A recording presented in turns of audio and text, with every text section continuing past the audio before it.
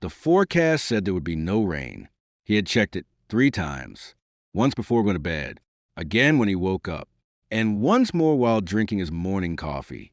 Clear skies, 22 degrees, almost no chance of precipitation. Perfect. He had planned the entire Saturday around it. Coffee at 9, a walk through the city at 10, lunch outside at noon, meet friends in the afternoon, dinner at a restaurant with a terrace.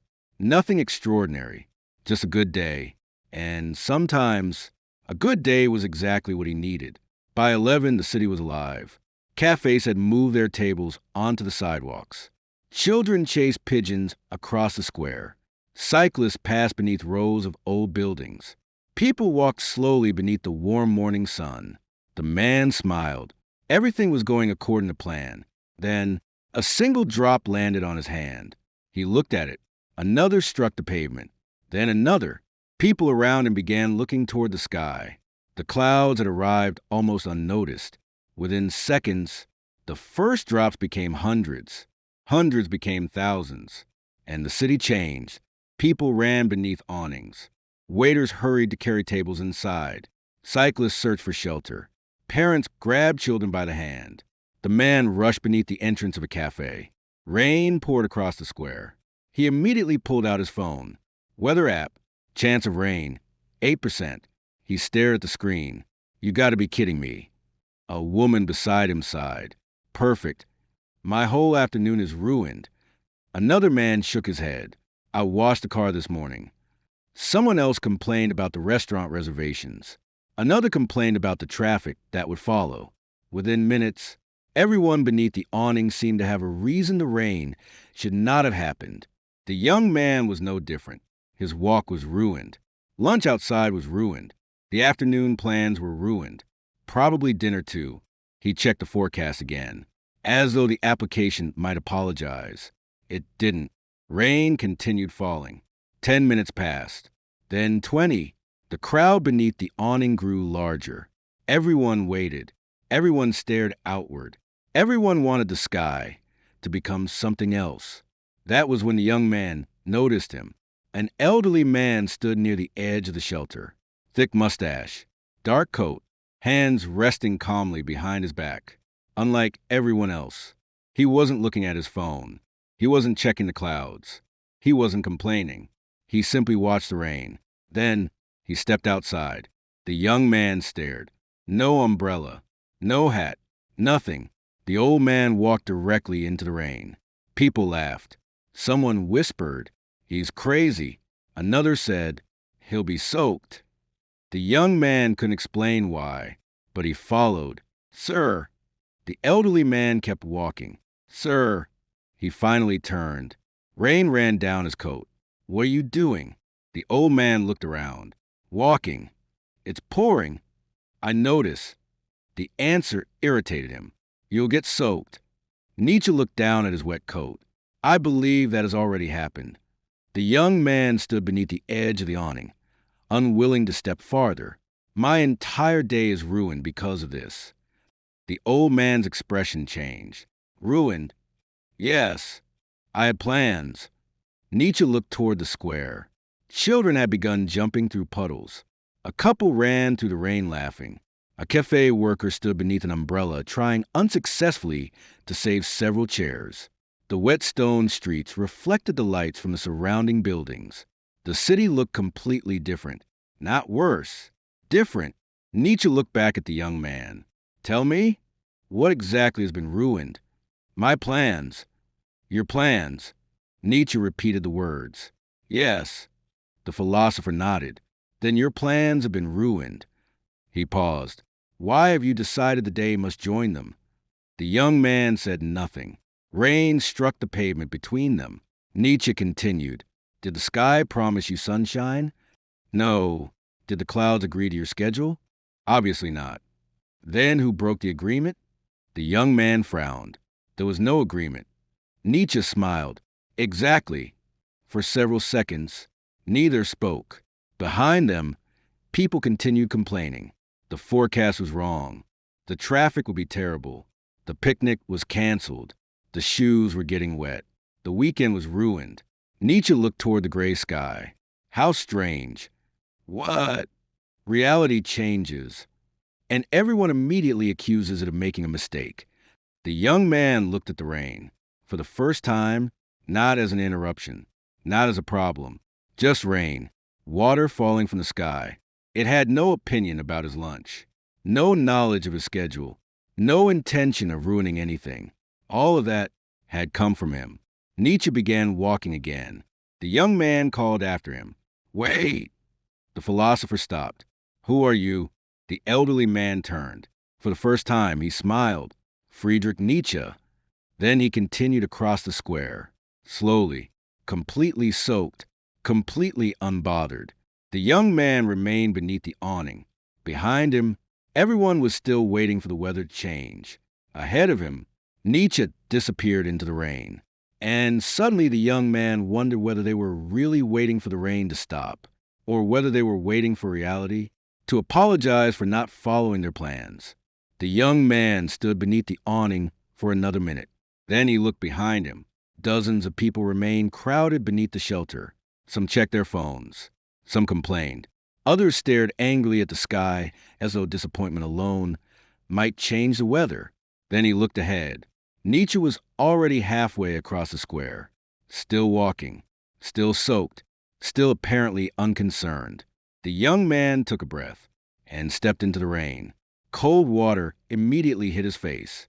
His shirt clung to his shoulders, his shoes filled with water. For the first few seconds, every instinct told him he had made a mistake. Then something unexpected happened. Nothing. He didn't collapse. His Saturday didn't disappear. The world didn't end. He was simply wet. He hurried until he caught up with Nietzsche. This doesn't prove anything. Nietzsche looked at him. What am I trying to prove? That I shouldn't care when things go wrong. The philosopher stopped. No. Then what? Nietzsche looked toward the people sheltering beneath the awnings. You continue calling the rain wrong. The young man sighed. You know what I mean. My plans were different. Of course. Nietzsche replied. And there is nothing wrong with plans. He continued walking. The problem begins when you secretly turn a plan into a contract with reality. The young man followed. They crossed the square. Rainwater flowed between the old stones beneath their feet. What does that mean? Nietzsche pointed toward a restaurant across the street. The outdoor tables were empty. One employee was gathering wet menus. Inside, customers sat beside enormous windows. Some were laughing. Some were eating. Some were simply watching the storm. Everyone expected to sit outside. Nietzsche said, the rain changed that. For some, the evening changed.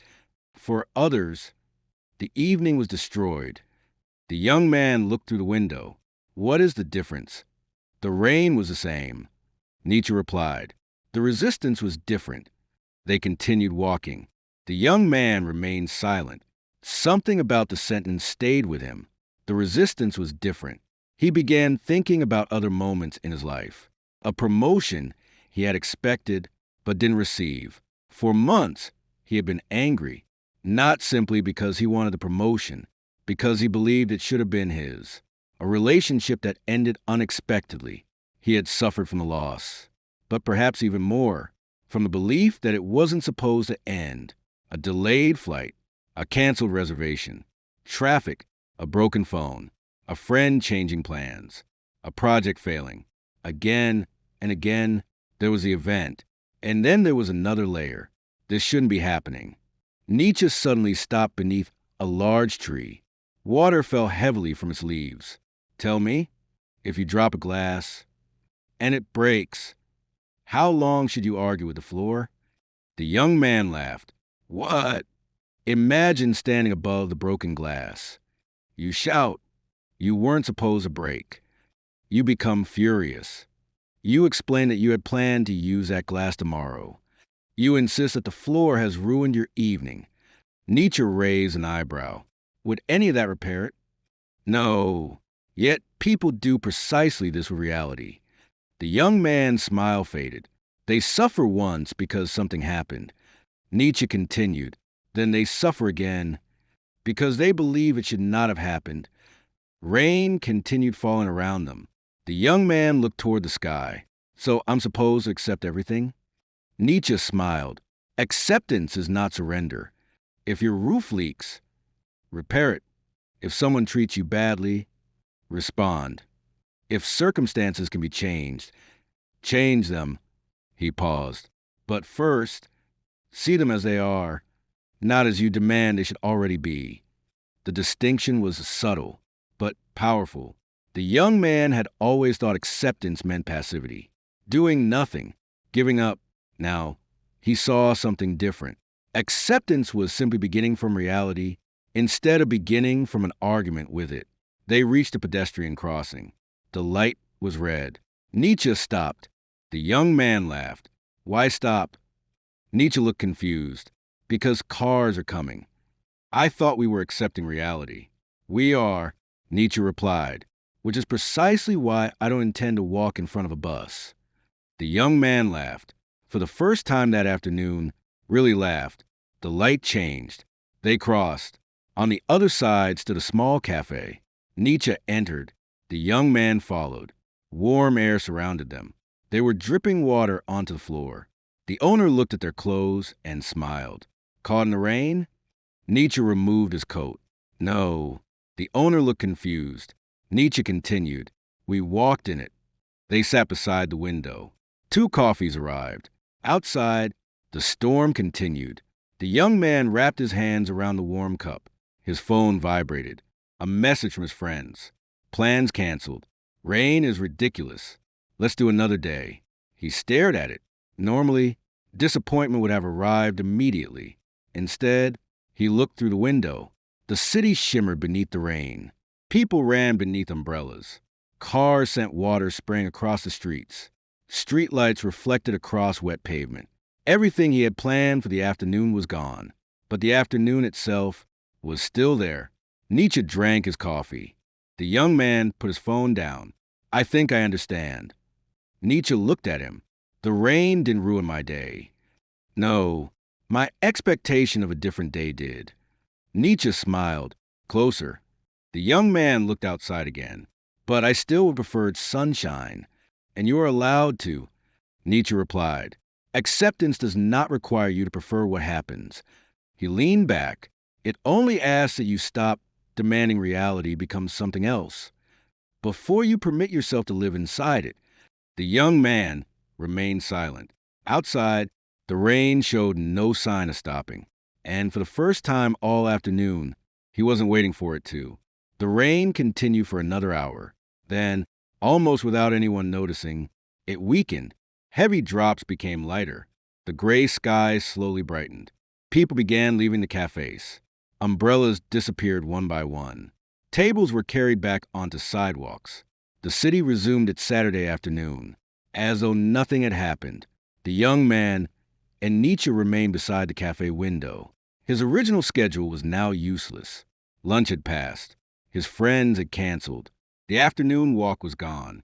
The restaurant terrace would probably remain closed. Everything he had carefully arranged that morning had disappeared. Yet strangely, he no longer felt disappointed. Nietzsche finished his coffee. So, what will you do now? The young man looked at his phone. I don't know. Nietzsche smiled. Good. Good. For the first time today, you don't already know what the next 3 hours are supposed to look like. The young man laughed. That usually makes me uncomfortable. Of course. Nietzsche replied. Plans give us a pleasant illusion. What illusion? That the future has agreed to cooperate. Silence. Nietzsche stood and put on his damp coat. The young man followed him outside. The rain had almost stopped. The streets were shining. Water dripped from balconies. The air smelled different. Cleaner, colder, alive. They began walking without choosing a destination. At the corner of a narrow street, they heard music. A violinist had taken shelter beneath the entrance of an old building during the storm. Now, he was playing for the few people passing by. Nietzsche stopped. So did the young man. Within minutes, a small crowd gathered. No tickets, no reservation, no schedule. Nobody had planned to be there. Yet everyone stayed. A little girl began dancing. Her father laughed. An elderly couple held hands. The young man watched quietly. That morning, none of this had existed in his plans. And if the weather had obeyed him, he would never have seen it. The violinist finished. The crowd applauded. Then everyone continued in different directions. The moment disappeared almost as quickly as it had appeared. Nietzsche looked at the young man. Was that part of your schedule? No. Then perhaps. Not everything unplanned is an interruption. They continued walking. The young man thought about how much of his life had been spent protecting imagined versions of the future. He planned conversations before having them, expected people to react in certain ways, imagined how careers should develop, how relationships should unfold, how weekends should feel, how success should arrive. And whenever reality deviated from the script, he called it a problem. Perhaps the rain had exposed something larger. He wasn't only trying to control weather, he was trying to negotiate with uncertainty itself. They reached the edge of the city park. Sunlight suddenly appeared between clouds. Not dramatically, just enough to illuminate the wet leaves. The young man smiled. Finally, Nietzsche looked toward the sky. What? The sun. Nietzsche laughed softly. Careful. The young man looked confused. You have already begun congratulating reality for behaving correctly again. He laughed. Fair enough. They stopped beside a large puddle, reflecting the broken clouds above. Nietzsche looked into it. Most people say they want freedom. He paused. But what they often want is control. The young man listened. They want tomorrow to behave according to today's expectations. They want people to respond according to their hopes. They want circumstances to respect their schedules. They want life to ask permission before changing direction. Nietzsche looked at him. But a life that obeyed you completely would eventually contain nothing you had not already imagined. The young man looked toward the wet city. That thought stayed with him. A perfectly controlled life. No surprises. No interruptions. No wrong turns. No unexpected conversations. No accidental discoveries. No violinist beneath an old doorway. Perhaps absolute control would not create the perfect life. Perhaps it would create a very small one. Nietzsche began walking toward another street. The young man called after him. Where are you going? Nietzsche stopped. He looked ahead, then toward the sky, then back at him. I don't know. The young man smiled. You don't have a plan? Nietzsche's expression softened. I have directions. He paused. Not demands. Then he walked away. The young man remained there for several seconds. His phone vibrated again. Another weather notification. He looked at the screen. Clear skies expected for the rest of the evening. He almost laughed. Then he closed it, not because forecasts were useless, not because plans were foolish. Tomorrow, he would still check the weather. He would still make reservations, still arrange meetings, still plan journeys. The lesson had never been to stop planning. It was to stop confusing a plan with a promise. Months later, he would barely remember what he had originally intended to do that Saturday. But he would remember the rain, the empty terrace, the warm coffee, the violin beneath the doorway, the reflection of clouds inside a puddle, and an old philosopher walking into a storm while everyone else complained that it shouldn't exist. Because some of life's most important moments begin when reality quietly says, no, not your plan, not today, not this way. And perhaps wisdom is not standing beneath an awning until the world becomes what you expected. Perhaps wisdom is knowing when to change what can be changed, accept what cannot, and when the rain comes anyway, step outside and continue living.